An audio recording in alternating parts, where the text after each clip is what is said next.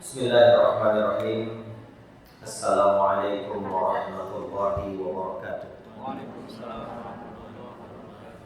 Di antara ketetapan Allah Subhanahu wa taala bahwasanya Allah taala memperjalankan waktu, mempergantikan siang dan malam, bulan ke bulan, tahun ke tahun.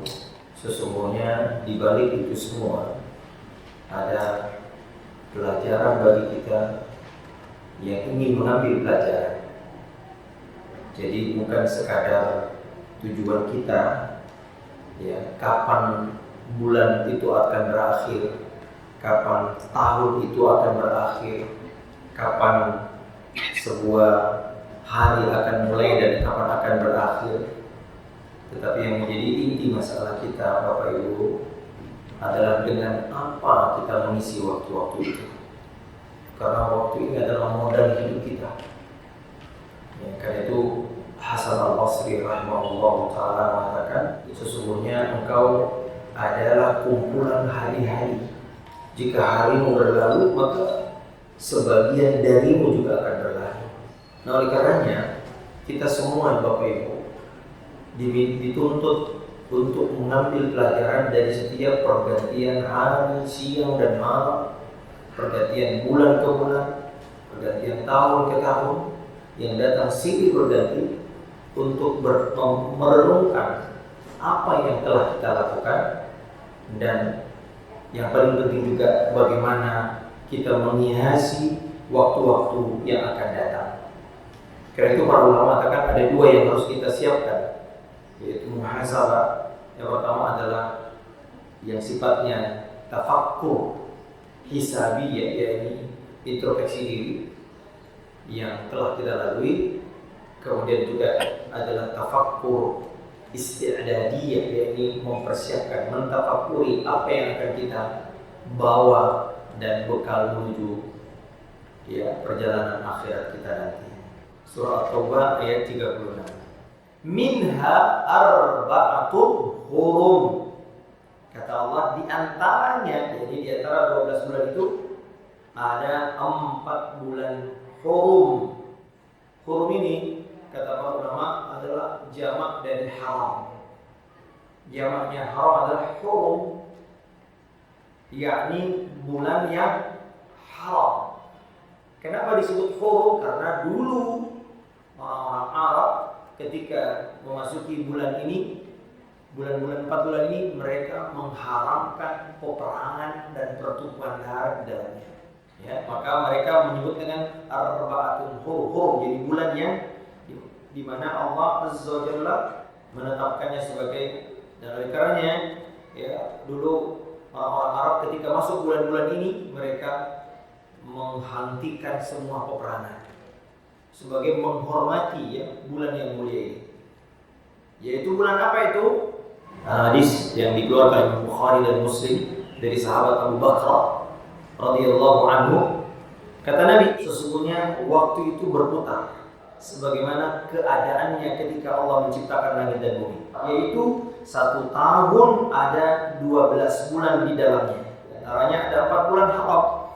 Nah, kalau di dalam ayat itu Allah tidak menjelaskan ayat 4 bulan mana yang dimaksud, ya, maka Nabi yang menjelaskan. Ini menunjukkan bahwasanya Rasulullah SAW adalah penafsir terbaik Al-Quran. Seperti ada orang yang mengatakan tidak ada sholat 5 waktu di dalam Al-Quran.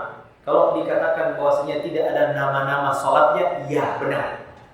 Di dalam Al-Quran nggak ada sholat maghrib, sholat isya, sholat subuh, nggak ada.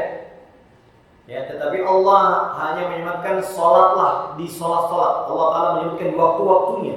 Ya, namun Nabi SAW yang menafsirkan dan menjelaskan. Kata Allah, wahai Muhammad, agar engkau menjelaskan kepada manusia. Maka Rasulullah SAW yang menyebutkannya, apa itu? Ada 3 bulan yang berturut-turut, yakni berurutan, yaitu apa? Dzulqa'dah, wa Dzulhijjah, wal Muharram, wa Rajab. Nabi menyebut Rajab ini adalah Rajab Mudhar. Ya, kenapa ada Rajab Mudhar? Karena dulu ada 2 pendapat yang dimaksud bulan Rajab yang mana nih? Nah, menurut kaum Mudhar, kabilah Mudhar, yaitu Rajab yang dimaksud Rajab yang itu. Namun ada kabilah yang lain namanya kabilah Rabi'ah, mereka menyatakan yang dimaksud Rajab adalah maksudnya bulan Ramadan. Jadi yang dimaksud 4 bulan haram itu adalah Dzulqa'dah, Dzulhijjah, Muharram dan Ramadan. Nah, maka untuk menjelaskannya dan membedakannya, Nabi mengatakan Rajabnya yang benar adalah Rajabnya kabilah Mudhar, bukan Rajabnya kabilah Rabi'ah. Jadi dua versi Rajab waktu itu.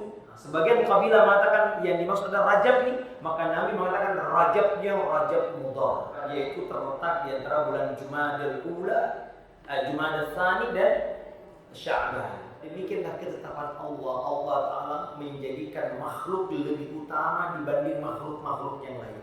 Dan ini adalah hak Allah. Ramadan lebih baik dibanding bulan-bulan yang lain. Jumat lebih baik daripada hari-hari yang lain. Malam Lailatul Qadar, malam terbaik di sepanjang tahun. Siang terbaiknya ada yang mengatakan 10 Zulhijjah, ada yang mengatakan 9 Zulhijjah. Allah Ta'ala menetapkannya ada pilihan-pilihan hamba-hamba makhluk-makhluk yang ia tetapkan lebih utama dibanding makhluk yang lain. Dan ini adalah hikmahnya agar kita menghormati dan memuliakannya. Alasan disebutkannya sebagai bulan haram, penamaannya disebut haram. Mari kita lihat penjelasan para ulama salafus saleh. Yang pertama adalah kata Imam Ibnu Rajab, para ulama berbeda pendapat tentang alasan mengapa keempat bulan ini disebut sebagai bulan haram. Mari kita lihat. Faqila, ada yang mengatakan karena kemuliaannya yang agung. Jadi haram itu artinya mulia. Masjidil Haram artinya masjid yang mulia. Keagungannya, kemuliaannya yang sangat agung. Siapa yang menetapkan mulia, tidak mulianya adalah Allah Azza wa Jalla. Makanya Bapak-bapak, kita ini kaum muslimin hendaknya betul-betul dalam menetapkan dalil, hendaknya mana yang berkah, mana yang mulia itu berdasarkan dalil, ya. Di negeri kita ini sebagian ada orang menganggap tempat ini berkah sehingga mereka datang untuk ngalap berkah. Jangan jauh, jangan di Mekah saja Pak, banyak jamaah yang sering saya alhamdulillah sudah hampir 22 tahun jadi pemimpin haji dan umrah. Tahu betul ya karakteristik jamaah kita apa aja. Ya, Gua Hira yang sejak Nabi sudah mendapatkan wahyu gak pernah naik lagi. Para sahabat gak ada tuh yang nostalgia naik ke sana. Gak ada setelah turunnya wahyu. Tapi kita orang-orang Indonesia naik tuh ke sana. Apa yang dilakukan Pak? Beribadah, sholat. Saya nggak percaya, akhirnya saya sama teman naik ke atas, pernah lihat, Masya Allah Pak, orang sholat di situ, berzikir tirakatan Pak. Siapa mereka Pak? Ya orang-orang kita. Meninggalkan Masjidil Haram yang Nabi SAW jelas-jelas tuh, dalilnya jelas sahih. Yang ini yang nggak ada dalil, lihat bagaimana cerdasnya setan, cerdiknya, bukan cerdik ya apa nih? Setan ini memalingkan kita tuh. Satu rakaat di Masjidil Haram 100.000 Bu. Ditinggalkan untuk tirakatan di sana. Ada yang 3 hari 3 malam katanya. Padahal Nabi sudah nggak kesana lagi setelah Nabi turun wahyu. Wahyu sudah ada, syariat sudah datang. Memang sebelum turunnya wahyu ya Nabi ya ada khilaf apakah itu ibadah khusus atau ibadahnya orang-orang terdahulu. Tapi yang jelas tidak ada lagi. Nah, kemudian ada yang ke Taif Pak. Ada pohon katanya yang dulu Nabi bersender waktu lari, bukan lari ya, dikejar, diusir oleh kaum orang-orang Taif, lalu dia sender dulu beristirahat. Nah, pohonnya itu katanya itu ya Allah, orang tawaf di situ Pak. Ya, beberapa kali memang saya lihat, terutama saudara-saudara kita dari India Pak, Bangladesh, ini mirip-mirip lah orang Indonesia kan. Nenek moyang kita kan dulu beragama Hindu katanya ya. Jadi tradisi kita mirip-mirip orang India sebetulnya. Tirakatan, ngelap berkah, kita begini. Terutama kuburan orang-orang soleh Pak. Kuburan orang-orang soleh ini Nabi SAW Pak sangat melaknat perilaku orang Yahudi dan Nasrani. Mereka suka menjadikan kuburan sebagai tempat ibadah. Kata Nabi, la'natullahi 'alal yahud wal nasara. Allah melaknat Yahudi dan Nasrani karena setiap ada orang yang soleh meninggal dijadikan petilasan. Duduk tirakatan berdoa. bersafar ke tempat ini dilarang oleh Nabi. Melakukan perjalanan dengan niat ibadah. Perhatikan ya, bersafar dengan niat untuk meraih ibadah. Meyakini bahwa safar itu ada nilai ibadahnya. Tidak boleh Pak, kecuali ketiga masjid. Masjidil Haram, Masjidil Aqsa dan Masjid Nabawi dan Masjidil Aqsa. Demikian juga waktu-waktu Bapak Ibu. Allah Ta'ala mengatakan waktunya ini penuh berkah. Itu harus dengan dalil. Dan boleh kita menetapkan dengan dalil waktu ini berkah, ada amalan tertentu di situ. Itu harus butuh dalil. Yang kedua, wa hurmatiz dzambi fiha, dan besarnya dosa-dosa yang dilakukan di dalam bulan-bulan itu. Hati-hati Pak. Jadi berbuat dosa di bulan-bulan ini Bapak Ibu tidak sama dosanya, besarnya dibanding sebelumnya. Ini memang sesuatu yang memang jika Allah Ta'ala memuliakan sesuatu tempat misalnya, lalu kita berbuat dosa di situ, beda dengan Bapak Ibu berbuat dosa di Masjidil Haram atau di Tanah Haram, beda Pak dengan di Jakarta atau di Bandung atau di Semarang, beda, lebih besar. Kenapa? Allah muliakan tanah itu. Makanya Mekah itu Pak, jangankan Pak, binatang aja nggak boleh diusir, jangankan binatang, pohon Pak nggak boleh ditebang. Apalagi manusia, nggak boleh dizakiti, dizolimi. Makanya Allah Ta'ala melarang keras perbuatan dosa di masjid di Tanah Haram dibanding dengan ini. Ancamannya lebih keras. Coba lihat kata Allah tentang perbuatan dosa di Tanah Haram. Apa kata Allah? Wa may yurid fiha bi ilhadin nudzik bi adzabin alim. Kata Allah, siapa yang bermaksud, baru bermaksud udah diancam. Padahal biasanya kalau perbuatan dosa setelah dilakukan baru ada ancaman. Ini baru berniat melakukannya. Kata Allah, nudzik, kami akan timpakan ya, azab yang pedih, kata Allah. Ancamannya keras bagi orang yang mencoba-coba menodai kehormatan apa yang Allah muliakan. Termasuk bulan-bulan ini jamaah. Kehormatan Allah itu apa Pak? Banyak kehormatan yang Allah Ta'ala. Agama Allah gak boleh dihina, Rasulullah SAW gak boleh dinodai. Masjid rumah Allah Pak ini nggak boleh Pak. Makanya di masjid ini tidak boleh ada jual beli, tidak boleh ada, termasuk Bapak Ibu para penjual online. Kalau lagi kajian tiba-tiba masuk, Bu, buka PO ya? Iya, pesan dong 5. Oh iya Mbak, berapa? Ini lagi kajian. Ini nggak boleh karena di dalam masjid. Ibu keluar dulu sebentar lalu kemudian jawab, iya, oke, siap, kirim besok ya. Nah, ini. Jangan di masjid jual belinya. Ini karena ini Allah yang mengingatkan Bapak Ibu, tidak boleh meninggikan suara, tidak boleh berbuat syirik. Kata Allah, wa annal masajida lillah fala tad'u ma'allahi ahada. Masjid itu milik Allah, jangan beribadah selain apa yang Allah syariatkan. Tidak boleh, masjid ini tidak boleh ada perbuatan yang tidak disyariatkan oleh Allah Azza wa Jalla. Jadi amal soleh pun juga tidak sama Bapak Ibu. Jadi kita mengaji di bulan haram ini tidak seperti bulan Syawal. Ya, tidak seperti bulan Rabiul Awwal, tapi ini ada kelipatan besar pahala yang lebih besar dibanding bulan. Kenapa? Karena Allah Ta'ala memuliakannya, maka Allah pun melipat gandakan pahalanya. Nah, Ibu yang dimuliakan Allah Subhanahu wa Ta'ala, juga ada penjelasan yang lain. Tadi itu sebagian pendapat, ada yang menjelaskan bahwasanya ditetapkannya 4 bulan haram ini karena di bulan ini Allah Ta'ala menetapkan ada ibadah yang sangat agung, yaitu ibadah haji. Di mana bulan Dzulhijjah adalah bulan dimulainya perjalanan manusia dari rumah menuju Masjidil Haram. Tapi orang mulai bulan Dzulqa'dah, ibu-ibu, bapak ibu, orang-orang sudah mulai itu jalan. Maka untuk memberi keamanan mereka, maka Allah katakan ini bulan haram. Agar apa? Manusia memuliakan. Jangan ada yang membegal. Jangan mengganggu orang yang sedang berjalan. Karena dulu Pak, orang perjalanan menuju Mekah itu penuh, ada rampok di jalan, ada begal di jalan. Maka ketika bulan haram mereka semua perampok tiara. Kenapa?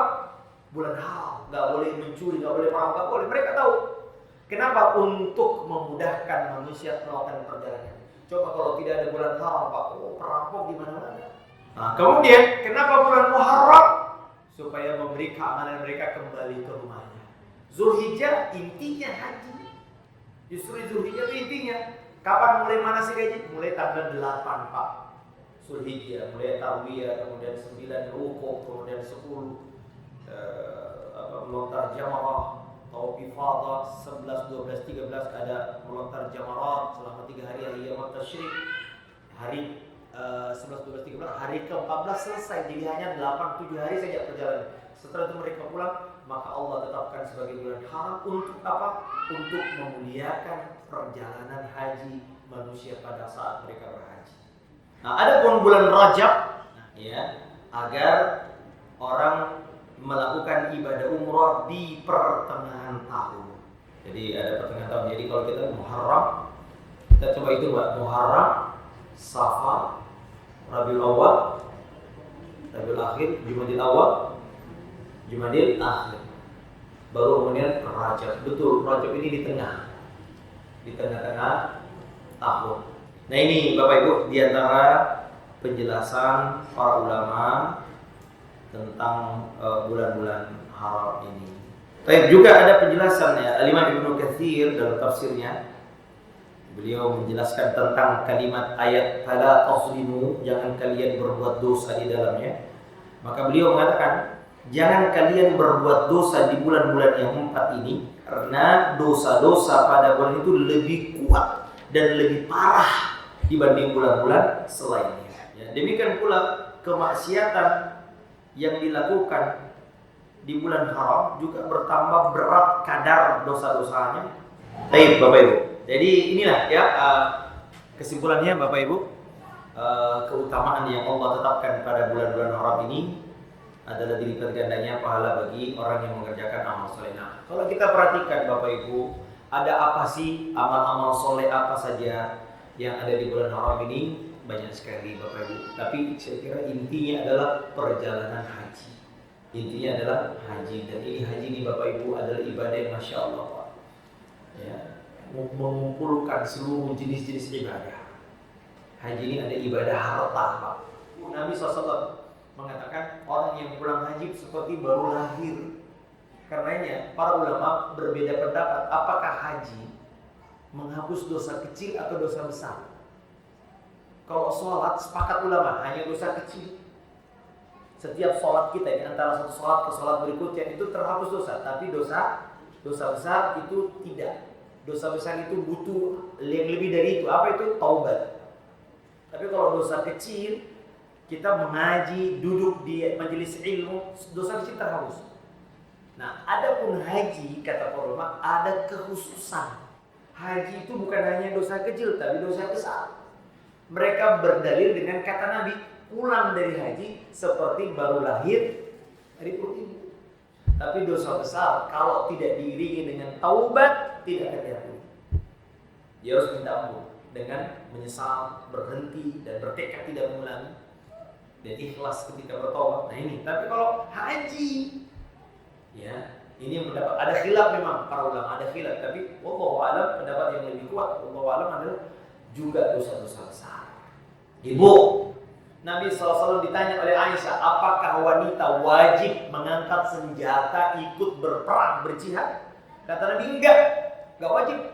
Kalian punya medan jihad yang lain, yaitu apa? Haji. Kata Nabi, kalian wahai wanita, wahai perempuan, ada jihad yang tidak ada peperangannya, yaitu apa? Haji ibu. Dan memang haji itu memang sedikit mirip dengan jihad. Kenapa? Desak-desakan. Ya, ada tawaf itu kalau apa namanya melontar jamarat Bu, Masya Allah. Alhamdulillah pemerintah Saudi sudah memanage sedemikian rupa agar tidak, tapi tetap aja desak-desakan karena jumlah manusia sampai 3,5 juta.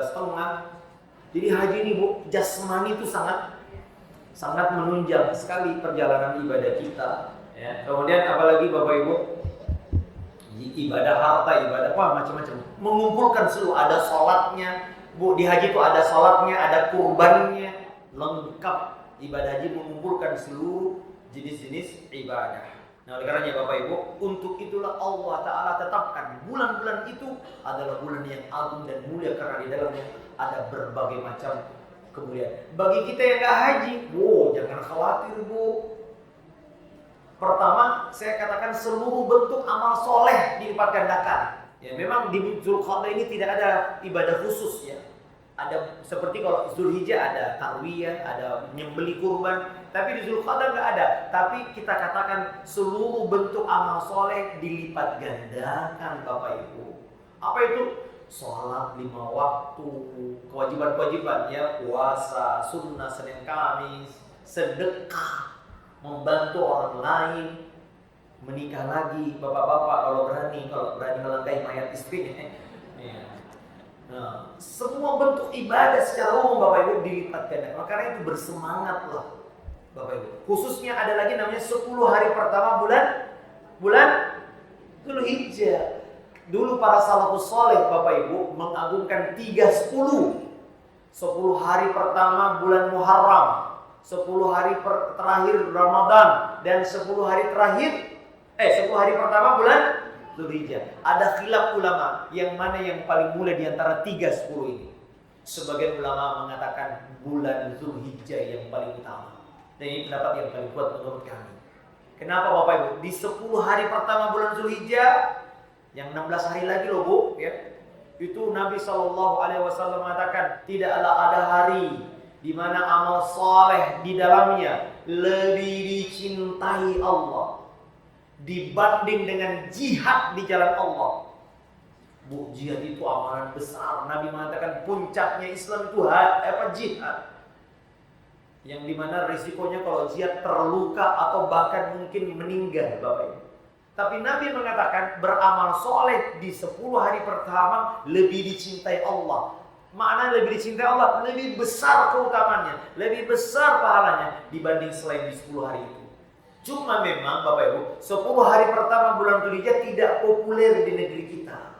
Yang populer alhamdulillah juga 10 malam terakhir bulan Ramadan. Oh, itu itikaf. Padahal Bapak Ibu, ini saya ingin, sebagian ulama mengatakan justru yang lebih baik dari itu adalah 10 hari pertama bulan Dzulhijjah. Namun sayangnya nggak populer. Orang lebih memilih 10 hari daripada Masya Allah.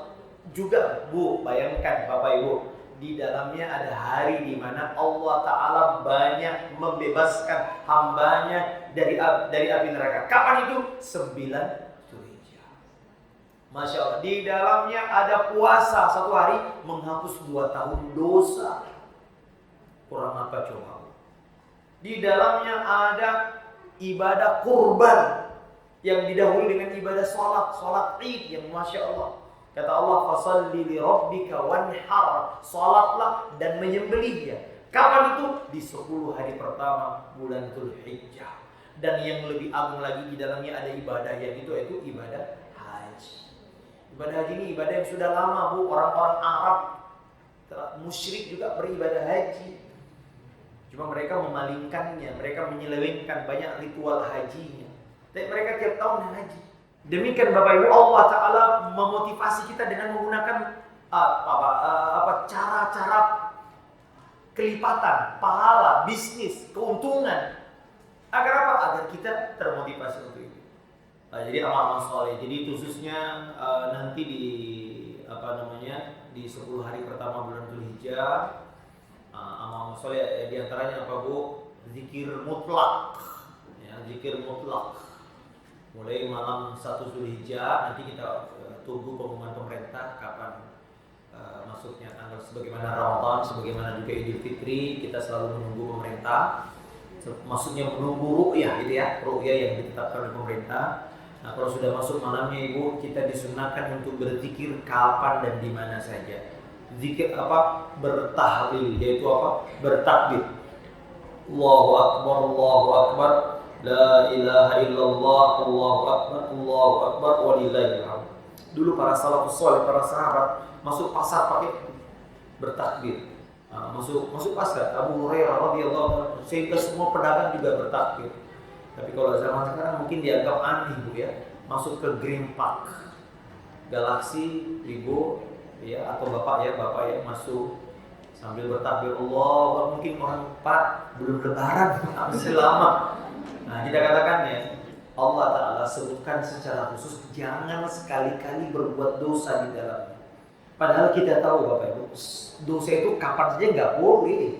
Ittaqillah haitsu ma kunt. Kata Allah, kata Nabi SAW, takwa, takut, jangan berbuat dosa di mana aja kau berada. Kata Allah, kata Nabi begitu. Tapi ketika ada pengkhususan di suatu waktu, ini menunjukkan bahwa pengkhususan ini, masya Allah, sangat berat sekali. Ini pengaruhnya, dampaknya besar. Ya, karena Allah Ta'ala mengkhususkan agar kita terlatih meninggalkan dosa. Karena Bapak Ibu, sebab kebinasaan kita di dunia maupun di akhirat adalah dosa.